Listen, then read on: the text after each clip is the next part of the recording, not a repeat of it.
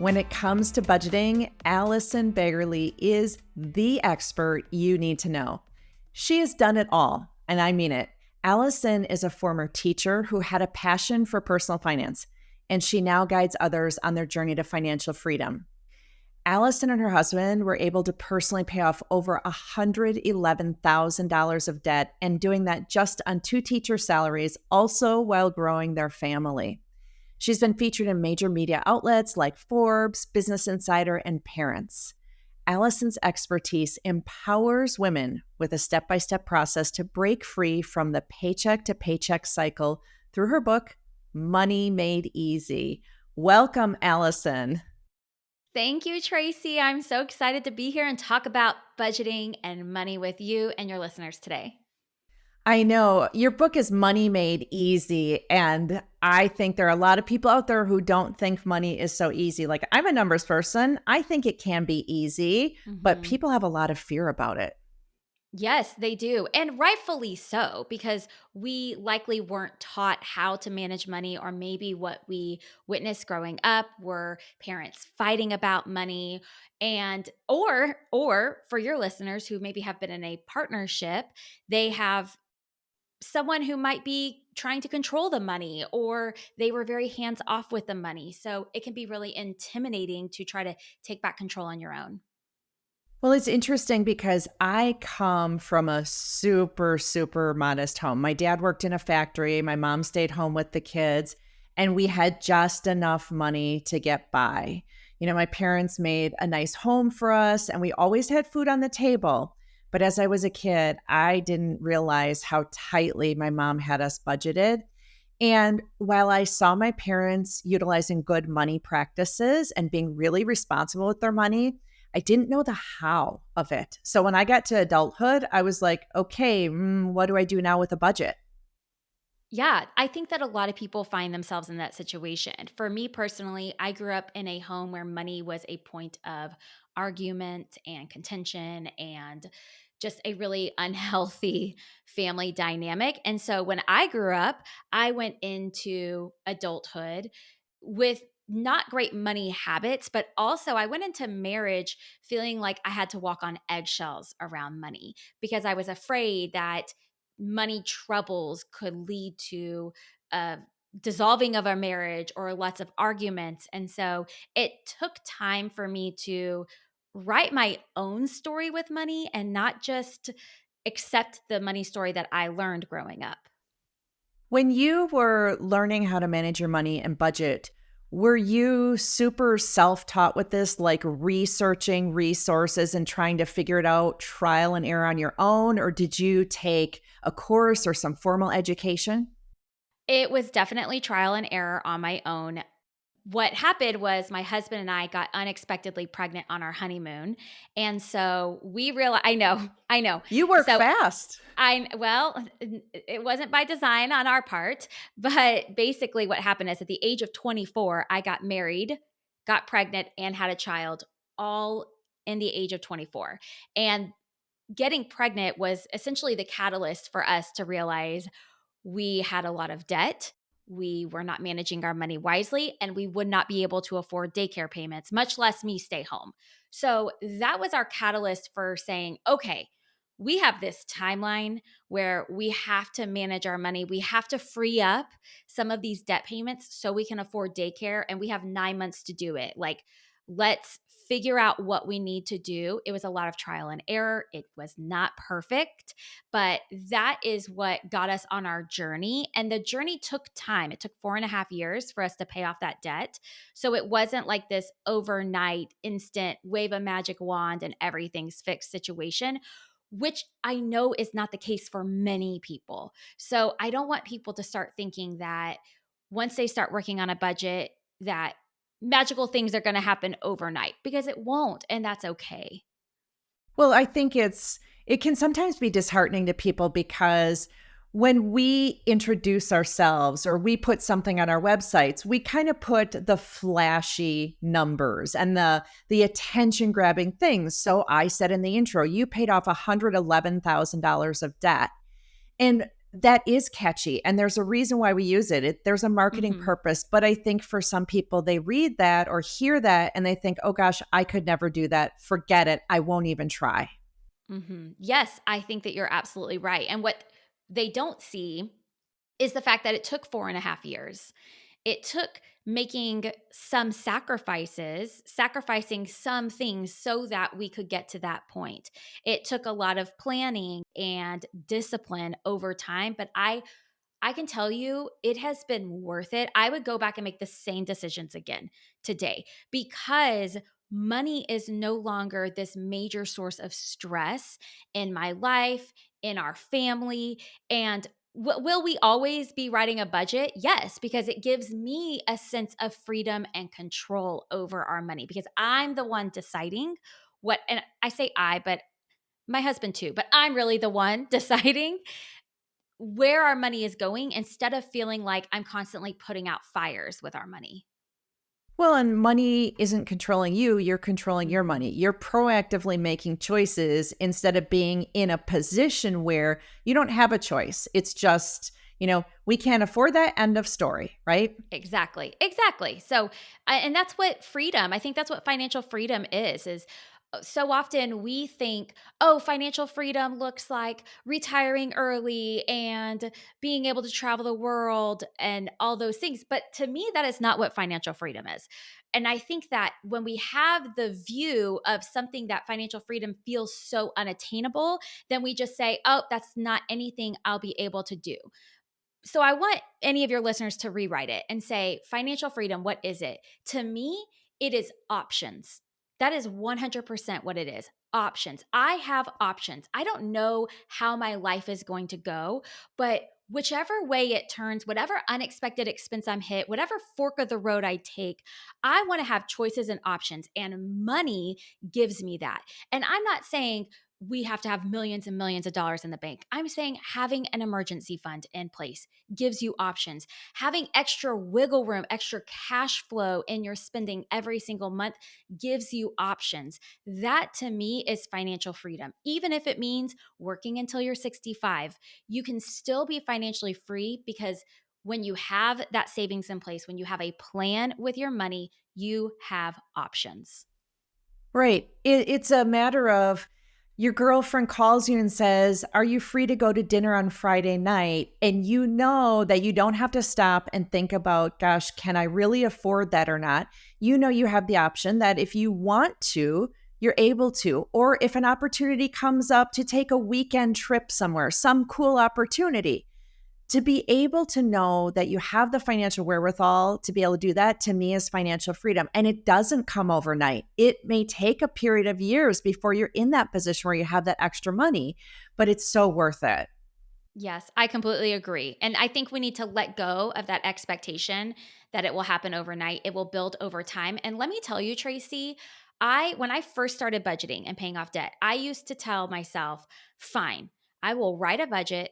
And then once we are debt free, like I'm never doing it again. I will never budget again. I hate it. I love spending money. I get this high from spending money still to this day. And I have a business that teaches women how to write a budget and live on less.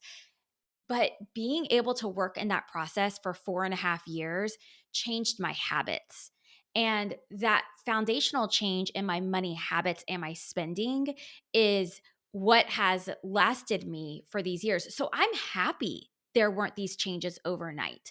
I had to work through it and allow my habits to change because has allowed me to continue on this process of financial freedom for not just a month or a year, but for the rest of my life. Right. Well, working with divorcing women, I know beyond a shadow of a doubt that money is a stressor that is a major contributing factor to divorces. And women going through divorce come out far less financially secure than their ex husbands. They typically get far less of the family assets and money than their husbands do. It is a really difficult financial time for them. So I think the concept of financial freedom for a divorcing woman feels really, really unattainable to them because they're just looking at, how do I pay rent this month? I am pretty sure that you do not believe that financial freedom is unattainable for divorcing women. You're correct. I believe that it is absolutely attainable. I think we have to rewrite what financial freedom looks like for each person. And Tracy, financial freedom is going to look different in each stage of your life. So, someone who is just newly divorced and working on money, and maybe they do have fees on credit cards for a divorce lawyer, they're dealing with trying to now take on a majority of the bills or all of the bills. Financial freedom might look like, I just want to be able to make all of my debt payments, have an emergency fund in place, prioritize my emergency fund, and start sending extra money to emergency fund. And then years later, financial freedom might look different. So it's okay for that to change depending on the stage of life that you're in. Right. Whether you're married or divorced, life changes, money changes. When kids transition out of daycare, suddenly you have more money available in your budget, right? Mhm. So budgets are not this one time thing that lasts forever. Your budget changes as your life changes. Yes, exactly. I could not have said it better myself. Okay, so you're the queen of smart budgeting, and anyone who knows you knows this, but I think the word budget does scare a lot of people. It doesn't sound fun. It sounds a little scary, doesn't it? Yes, it does. And I felt the exact same way many years ago. I saw a budget as a consequence. That's where I think a lot of people do is they see their budget as, I have to budget because of my past money choices, because I'm in debt, because I made these choices, because I overspent, because I made no money, or I don't make as much money as I wanted to. And what that does is it positions budgeting as this solution for negative past choices or things that we perceive as negative.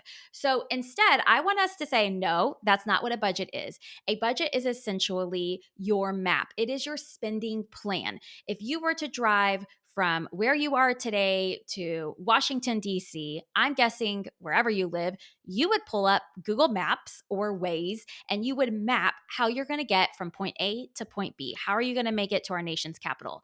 And that's exactly what your budget is. It is just a map from where you are to where you want to be, and it helps you know, have a choice with where your money is going so that you can get to where you want to be eventually. Well, see, I like budgeting personally. I love the choices with my money, and Mhm. you get a high from spending money. I get a high from budgeting my money. I get a high Oh, from finding an opportunity to save some money so that then I can make some choices with that saved money and I can, send that somewhere else. Maybe it's I can buy an investment this week. Maybe it's instead I did want to go shopping. I love that aspect of budgeting.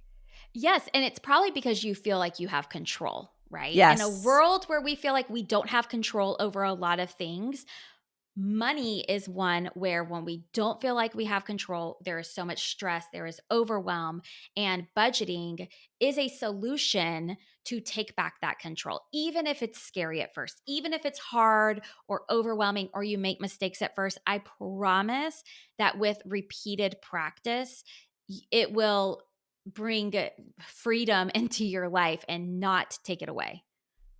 Let's talk about some places where you see women making mistakes with their budgets. She gets on a path where she's ready to start budgeting and start using some tools and getting better with her money.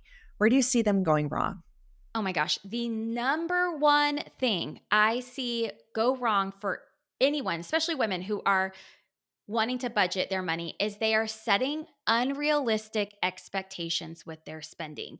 And here's why this happens it happens because we get really excited about budgeting whenever we hit that moment. When we hit that moment of, okay, I'm ready to do this. I want to go all in. I'm going to go all in because I care about my future. I care about myself, my children, my family, whatever it is. And with that adrenaline, we can go overboard and set incredibly unrealistic expectations from a good place because we want Mhm. to see progress. And these unrealistic expectations might be, okay, I'm going to cut down the electricity bill by 75%, or we normally spend $400 a month on restaurants. Not anymore. We're only spending $50 a month. And Huh. I know, right? And it's just completely unrealistic because it takes time for you to work through those habit changes.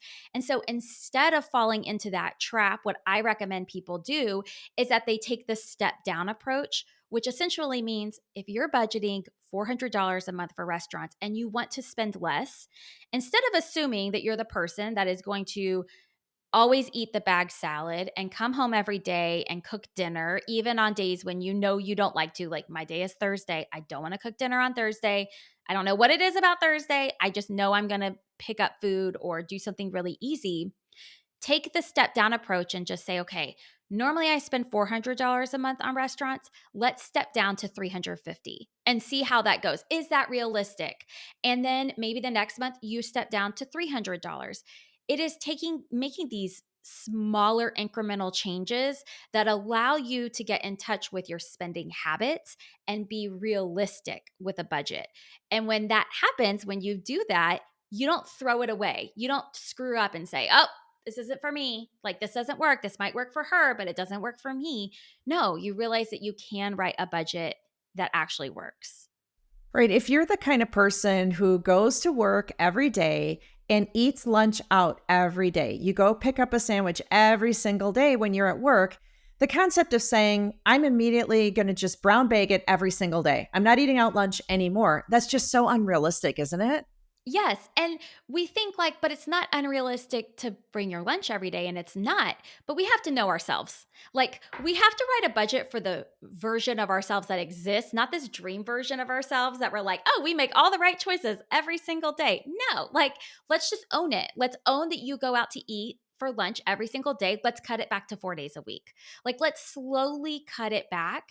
And then maybe you'll get to the point where you're going out to eat 2 days a week and you bring your lunch 3 days a week. And that's a healthy balance. We're Right. not doing this all or nothing approach. Let's not fall into that because that's just going to get you on this hamster wheel of it's like this crazy cycle where you get started, something comes up, you feel shame and stress, you give up. 6 months later, you're like, "Oh my gosh, I need to get back on the budgeting hamster wheel." Hmm. You get back on and then the same thing happens over and over again. It sounds an awful lot like dieting. People get Mhm. excited to lose some weight, get healthy. They try to go all in with a super restrictive diet, and then it fails. They fall off of it until 6 months later they come back. Lots of parallels there. Yes, lots of parallels. It's that desire for dramatic change. And I think we have to acknowledge that it's normal to want that dramatic change, but to also find value in the small changes that we see with our money and celebrate those, even if those dramatic changes aren't happening. See, this is why working with a professional like you to do this to me is so important. We all want to do it ourselves, right? Oh, I can go online and I can find a free budgeting app and I can plug my stuff in and I'm suddenly going to be great with my money. But if they work with someone like you, they can get those tips and get that process that is more successful and they're more likely to see success sooner, in my opinion. Oh, well, thank you. I completely agree. I mean, not to like put myself out there like that, but I do because when we want to take control of something in our life, we typically will find guidance. And so often we can do it on our own. Like, I don't want to come out here and say like you can't write a budget without my help and my tips and my strategies, and that's not true. But it likely will take you more time. There will be more opportunities for error. You'll likely want to give up. There's so much mindset of it in it when it comes to money as well, that it's great to just have someone that has said, "Hey, I've done this. Like, I have been where you have been. I've walked the road before you. You're not alone. You may feel alone, but I promise you're not, and that you can do this. Even whenever you don't think you can, you can. And here are the steps we're going to take to get you there." I love steps. So, what's another big mistake that women make when they're budgeting? I think another big mistake is that women will avoid it altogether because it feels too overwhelming. It's the person who doesn't want to look at their credit card balance because they are afraid of what it's going to say. I have had women that I've worked with in my group where they cannot even open up their checking account. I've had someone that I've worked with that has said, I cannot even open up the checking account. I ask my husband, are we good? Are we good? Because it brought her so much anxiety. And that is just, oh, that's avoiding your budget and your money altogether, right? It's shoving it in a closet and saying, I can't deal with this. It's too much, too hard. But the truth is, it's all going to come out eventually. And while it might be overwhelming and nerve-wracking to essentially open the budget doors, right? Open your money doors and see how much debt you have, how much money do you have in savings, what plan do you need to take? You will feel so good afterwards because knowledge is power. And then we can deal with the facts and not the big scary monsters that live in our head of what if. Well, I think especially during divorce for women, there is so much happening. There are so many moving parts to divorce, not just the legal process, but the paperwork and the issues with the kids and all these kinds of things that it's really common for women to say, I'm going to deal with that money stuff and that budgeting stuff after. Let me get through this divorce and I'll deal with that stuff after. The problem is that you really need to deal with your budget now while you're in Mhm. divorce because you need to be thinking ahead. You're trying to do a financial settlement in your divorce. You can't settle without really understanding your numbers, understanding what your financial future looks like. Exactly. You need to know how much you're going to be paying on your rent or mortgage and the utility bills and have a picture of it so you can make those big decisions and make those big decisions with facts and data, not feelings. hmm Okay, give me one more big mistake that women make with their money and their budgeting. Okay, so the last mistake is I think we do this when we feel like we are tackling something very big and very important. And writing a budget, managing your money, it is very big and it's very important. But I think sometimes we make it too complicated, like way too complicated. We say, okay, if I'm going to do this, I need to have 7 different apps and a spreadsheet, and I need to spend 10 hours a week working on this. And we feel like by spending that time and making it complicated, that we are essentially taking care of the situation and making it really important part of our lives. But if your system for managing your money, if your system for budgeting is too complicated, you are not going to stick with it. It just is hmm what it is. I I know that for me personally, I don't want to spend more than 5 minutes a day working on my money. If I had to sit down and spend 30 minutes or 45 minutes a day working on my money, I would just be like, no, like, no, I'm not going to do it. I'll just wait until tomorrow and then it will never get done. So find a system that is not complicated, something that is easy for you to get started. And yes, you might spend a little bit more time upfront learning a system that will work for you. But once you have that system down, you want something that's simple, streamlined, easy, so that you're only spending 5 to 10 minutes a day after that managing your money. Well, speaking of making it a little bit easier, I know you have a great new budgeting tool, don't you? Yes. So I created a budgeting spreadsheet. It's called the Budget My Paycheck spreadsheet. For years, I have sold budget PDF, like for printable binders. And I have had people asking me, what about a spreadsheet? And I finally made it happen. It was a big undertaking, but it is so incredible. When I tell you the like how eye-opening using this spreadsheet is for even just for myself, but for other people that have already gotten it, it has been incredible. Essentially, it is a spreadsheet that's on Google Sheets and you put in your numbers, it does the math for you. But the most powerful part of it is that you have a log where you log your transactions and it updates directly on your budget how much money you've spent. So I can look, I updated mine this morning. Let's say I set a budget for $150 for just miscellaneous shopping around the house, things like that. And if I'm that for me is like Amazon, Amazon.